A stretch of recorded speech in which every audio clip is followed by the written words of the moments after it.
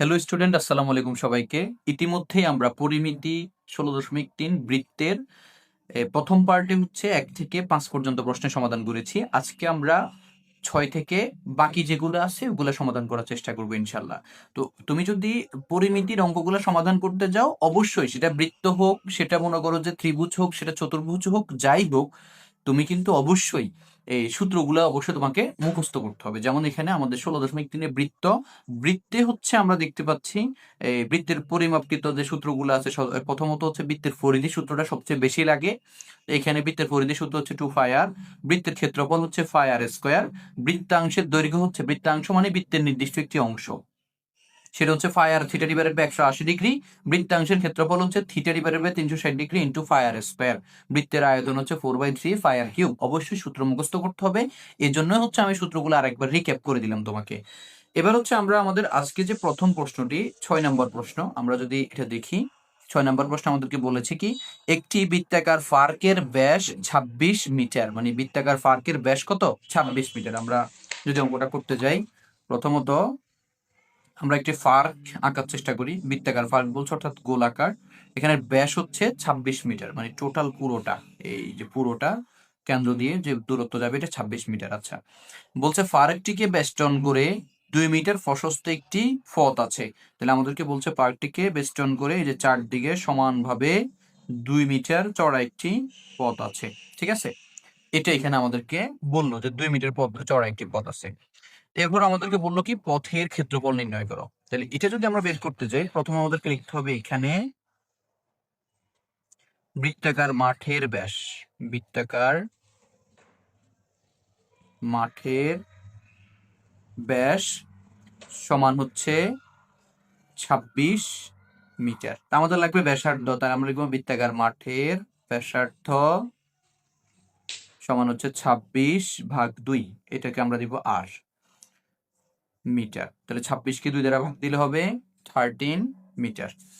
এরপরে হচ্ছে আমরা এখানে বলছি কি, এই যে মাঠের পথের ক্ষেত্রফল বের করতে বলছে। তাহলে আমাদের পথ হচ্ছে এটা, আমরা যদি প্রথমে মাঠের ক্ষেত্রফলটা বের করি, দেখো মাঠ হচ্ছে এই অংশটা, ঠিক আছে, এই মাঠের ক্ষেত্রফলটা যদি বের করি, আর যদি রাস্তা সহ মানে যে পথ আছে ওই পথটা সহ পুরো বৃত্তাকার ক্ষেত্রের ক্ষেত্রফল বের করি, তখন আমরা এই পথ সহ যে ক্ষেত্রফল, এই ক্ষেত্রফল থেকে ভিতরে যে মাঠের ক্ষেত্রফল এটা বাদ দেওয়ার পরে শুধু এটা থাকে, দেখো মানে পুরা অংশটা, মানে বড় অংশ থেকে ছোট অংশটা বাদ দিলে আমরা শুধু মাঝখানে এই অংশটা পাবো, আর এই অংশটাই হচ্ছে পথ, আর এই পথের ক্ষেত্রফল তখন এই মানটা হবে। তাহলে আমরা প্রথমে এখানে বৃত্তাকার মাঠ অর্থাৎ এই অংশটা, ভিতরের অংশটার ব্যাসার্ধ নিলাম। এবার হচ্ছে ক্ষেত্রফল বের করবো, লিখবো বৃত্তাকার মাঠের ক্ষেত্রফল। ক্ষেত্রফল সমান হচ্ছে ফাই আর স্কোয়ার, মানে ফাই এর মান হচ্ছে 3.1416 ইন্টু আর এর মান হচ্ছে 13 স্কোয়ার। এবার হচ্ছে আমরা এখানে এই 13 স্কোয়ার আর হচ্ছে 13 স্কোয়ার আর হচ্ছে কি 3.1416 এটা গুণ দিব। গুণ দেওয়ার পরে মান আসে হচ্ছে আমাদের 530.9304 বর্গ মিটার। অবশ্য বর্গ মিটার লিখতে হবে, ঠিক আছে। এবার হচ্ছে আমরা পথ সহ, মানে পথ সহ যে মানে গোলাকার অংশটা আসে, ওই অংশটার মানে পথ সহ আমরা লিখবো কি ব্যাসার্ধ। পথ সহ মাঠের ব্যাসার্ধ, আমরা ব্যাসার্ধ নিব। তা আমরা দেখতে পাচ্ছি ব্যাসার্ধ হচ্ছে মনে করো এইটা, ঠিক আছে, ব্যাসের অর্ধেককে ব্যাসার্ধ বলে। ব্যাসার্ধ এটা কত, 13, এটা আমরা আর 1 দিব। 13 প্লাস হবে এই অংশে কত, 2 মিটার বাড়বে, এখন 2 মিটার বাড়বে, তাহলে 2 সমান হচ্ছে 15 মিটার। তাহলে পথ সহ, এখানে আবার লিখবো যেহেতু আবার কাজটা করতেছি, পথ সহ মাঠের ক্ষেত্রফল, ক্ষেত্রফল সমান হচ্ছে ফাই, ক্ষেত্রফল সমান ফাই আর 1 স্কোয়ার। এখানে ফাই এর মান 3.1416 হবে ইন্টু আর 1 এর মান হচ্ছে 15 স্কোয়ার।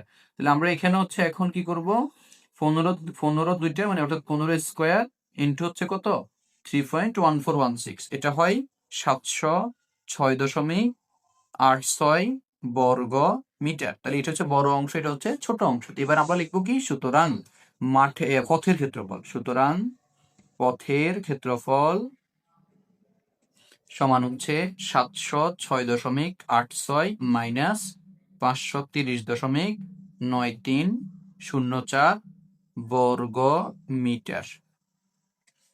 তাহলে 706.86 মাইনাস 530 কত হবে 9304 এটা আসে কত 175.93 বর্গ মিটার।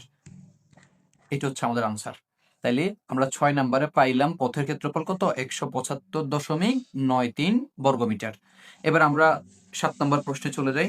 7 নম্বর প্রশ্নে আমাদেরকে বললো কি একটি গাড়ির সামনের ব্যাস মানে সামনের চাকার হবে, এখানে সামনের হবে না, সামনের চাকার ব্যাস হচ্ছে 28 সেন্টিমিটার এবং পিছনের চাকার ব্যাস হচ্ছে 35 সেন্টিমিটার। 88 মিটার পথ যেতে সামনের চাকা পিছনের চাকা অপেক্ষা কত পূর্ণ সংখ্যক বার বেশি ঘুরবে।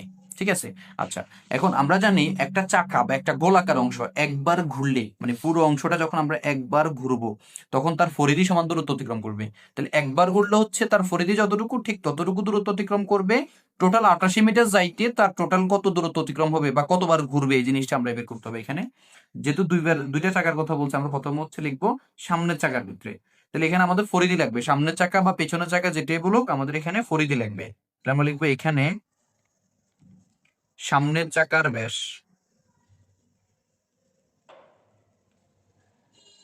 সামনের চাকার ব্যাস হচ্ছে 28 সেন্টিমিটার। এইবার হচ্ছে আমরা এখানে এই সামনের চাকার ব্যাসার্ধ করে নিতে হবে। এটাকে আমরা একসাথে 2r লিখে দিই। 2r লিখে দিলে 2r মানে হচ্ছে আর হচ্ছে ব্যাসার্ধ, তাহলে 2r হচ্ছে এখানে ব্যাস হবে। তাহলে সামনের চাকার পরিধি, সামনের চাকার পরিধি হবে 2πr। এই যে 2r যেটা দেখো এই যে 2r এটা পুরাটা কি ব্যাস। তাহলে আমরা একসাথে কাজটা করে ফেলতে পারতেছি। তুমি চাইলে এটা এইভাবেও করতে পারো, সেটা হচ্ছে কি পরের লাইনে লিখতে পারো যে হচ্ছে কি যে দ্বিতীয় লাইনটা লিখতে পারো সামনের চাকার ব্যাসার্ধ। তাহলে ব্যাসার্ধ করলে তখন 28 কে 2 দ্বারা ভাগ দিবে 14 বের হবে, তাহলে আর মানে 14 পাইবা। ওভারঅল কথা কিন্তু একই দাঁড়ায়। তাহলে আমরা এখানে কি করব 2r এটা পুরাটার মান লিখে দিব 28 ইন্টু পাই এর মান 3.1416। এবার আমরা একে গুণ করব, লিখবো 28 গুণ হচ্ছে 3.1416, এটা আসে 87.9648 সেন্টিমিটার। সেন্টিমিটার হবে। এখানে একটু খেয়াল করো এখানে কিন্তু মিটার আছে, তাহলে আমরা এটাকে মিটার নিয়ে যাব। তো মিটার নিতে হলে কি করতে হবে 87.9648 এটাকে আমরা 100 দ্বারা ভাগ দিলেই কিন্তু এটা মিটারে চলে যাবে। তাহলে আমরা এখন লিখবো 0.879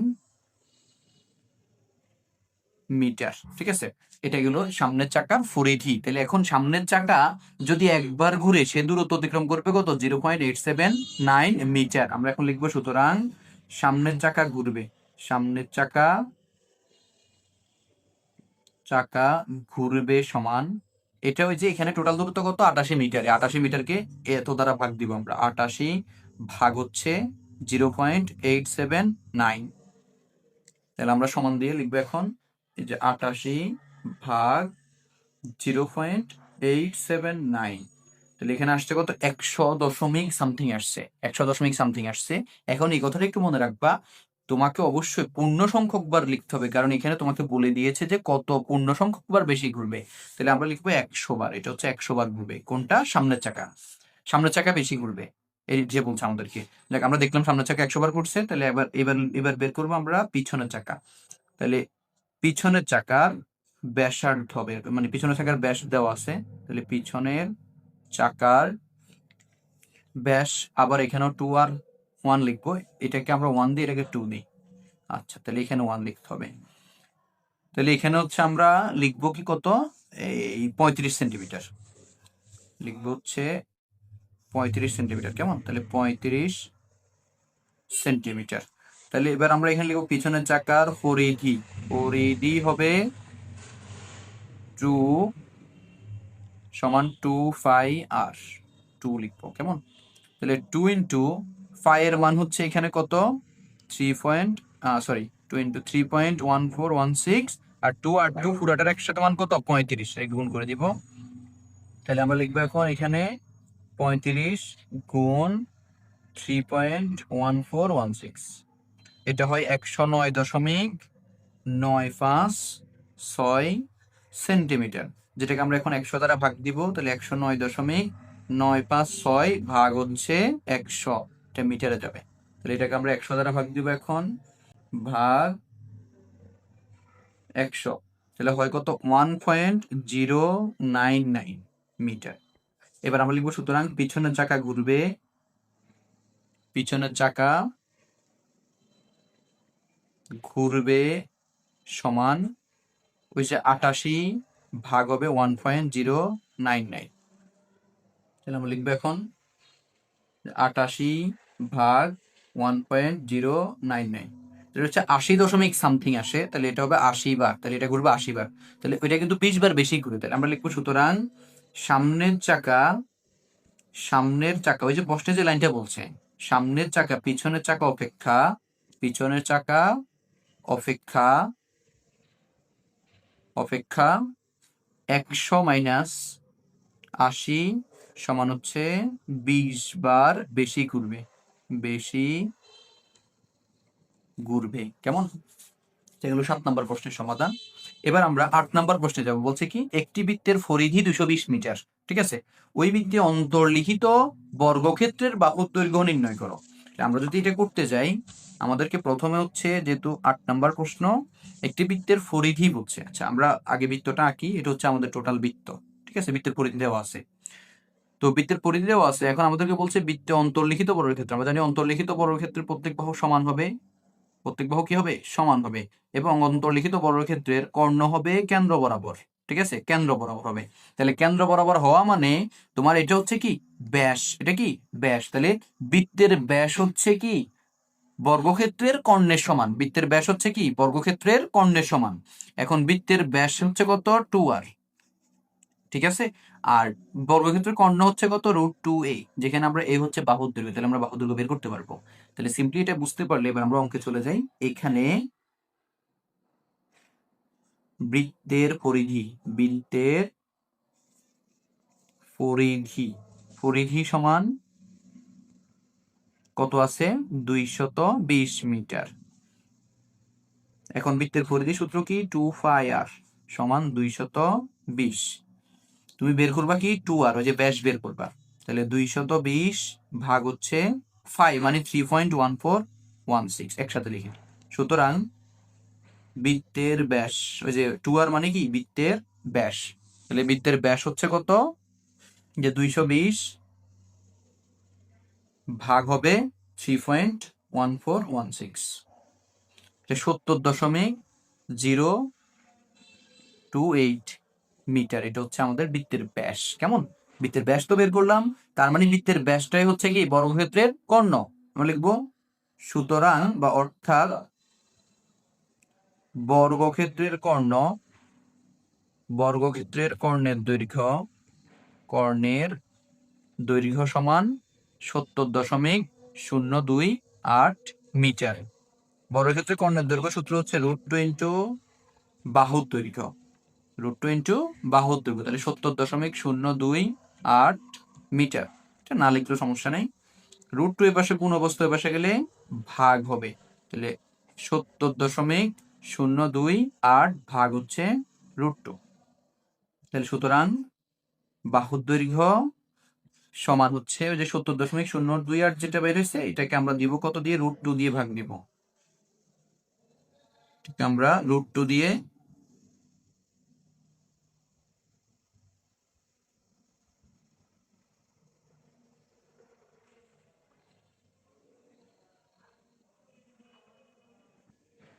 আচ্ছা ভাগ দিলে মান আসে কত 49.51, 49.51 মিটার। তাহলে বর্গক্ষেত্রের এক বাহুর দৈর্ঘ্য হচ্ছে কত 49.51 মিটার। তাহলে আমরা 8 নম্বর প্রশ্নে আমাদের কাছে অন্তর্লিখিত বর্গক্ষেত্রের এক বাহুর দৈর্ঘ্য বের করতে বলছে, আমরা এইটাও বের করলাম। এবার আমরা চলে যাব 9 নম্বর প্রশ্নে। 9 নম্বর প্রশ্নে কি বলেছে আমাদেরকে, একটি বৃত্তের পরিধি একটি সমবাহু ত্রিভুজের পরিসীমার সমান। তাহলে আমরা প্রথমে লিখবো এখানে আমাদেরকে প্রশ্ন বলেছি কি দেখো, একটি বৃত্তের পরিধি সমবাহু ত্রিভুজের পরিসীমা সমান, এদের ক্ষেত্রফলের অনুপাত নির্ণয় করো, মানে দুইটারই ক্ষেত্রফলের অনুপাত নির্ণয় করতে বলছে। তাহলে আমরা আগে পরিসীমাটা পরিসীমাটা লিখি। তো লিখবো হচ্ছে বৃত্তের পরিধি, আমরা এইভাবে লিখে ফেলি, বৃত্তের পরিধি আমাদেরকে এভাবে বলছে, তো বৃত্তের পরিধি সমান সমবাহু ত্রিভুজের পরিসীমা, সমবাহু ত্রিভুজের পরিসীমা। এটা আমাদেরকে বলছে সমান। তো বৃত্তের পরিধি সমান আমরা জানি কি 2πr। আর সমবাহু ত্রিভুজের পরিসীমা হচ্ছে কি 3 বাহুর যোগফল, মানে 3 বাহু সমান, তো তাহলে লিখবো 3a। মানে একটি সমবাহু ত্রিভুজের কিন্তু প্রত্যেক বাহু সমান, এই কারণে 3 বাহু যোগ করলে আমরা 3a পাবো। এখানে আর ইকুয়াল লিখি আমরা। তুমি ইচ্ছা করলে কিন্তু এ কে এই পাশে রেখে 3 কে পাশে আনতে পারো, সমস্যা নেই। আমি আর কে রেখে বাকি সব ওই পাশে নিয়ে যাই, 2π। এটা হচ্ছে আর এর মান। এবার আমরা হচ্ছে লিখবো এখন সমবাহু ত্রিভুজের ক্ষেত্রফল। আমরা সমবাহু ত্রিভুজের ক্ষেত্রফল সূত্র জানি, ত্রিভুজের ক্ষেত্রফল সমান হচ্ছে √3/2 বাহুর দৈর্ঘ্য স্কয়ার, মানে বাহুর দৈর্ঘ্য a স্কয়ার। ঠিক আছে, এরপর হচ্ছে আবার বৃত্তের ক্ষেত্রফল। আমরা বৃত্তের ক্ষেত্রফল জানি, বৃত্তের ক্ষেত্রফল আমরা জানি হচ্ছে πr স্কয়ার। এখানে π ইন্টু আর এর মান হচ্ছে কত, 3a/2π। এই যে আমরা এখানে এটা বের করে নিয়েছিলাম, 2π হোল স্কয়ার। তাহলে আমরা দেখতে পাচ্ছি এখানে 5 ইন্টু হলো কত, 9a²/4π স্কয়ার। 5 এখানে উপরে একটা আছে, এর নিচে দুইটা আছে, তাহলে একটা কাটা যাবে, তাহলে থাকবে কি আর 9a²/4π। তাহলে এটা হচ্ছে বর্গ একক লিখতে হবে, আর এটারও কি লিখতে হবে, বর্গ একক লিখতে হবে। যেহেতু এখানে কোনো একক নেই, আমরা এই একক দ্বারা বুঝাবো, কারণ প্রত্যেকটা পরিমাপের অঙ্কে তোমাকে একটা একক ব্যবহার করতে হবে। এরপরে হচ্ছে আমরা এখানে লিখবো কি, যেহেতু বলছে আমাদেরকে, যে প্রশ্নে বলেছে যে এদের ক্ষেত্রফলের অনুপাত, তাহলে আমরা দুইটার ক্ষেত্রফলের অনুপাত বের করব। কেমন, তাহলে ক্ষেত্রফলের অনুপাত বের করতে গেলে আমরা লিখবো কি, সুতরাং সমবাহু ত্রিভুজ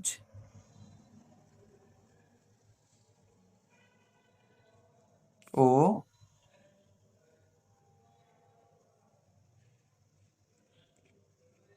বৃত্তের ক্ষেত্রফলের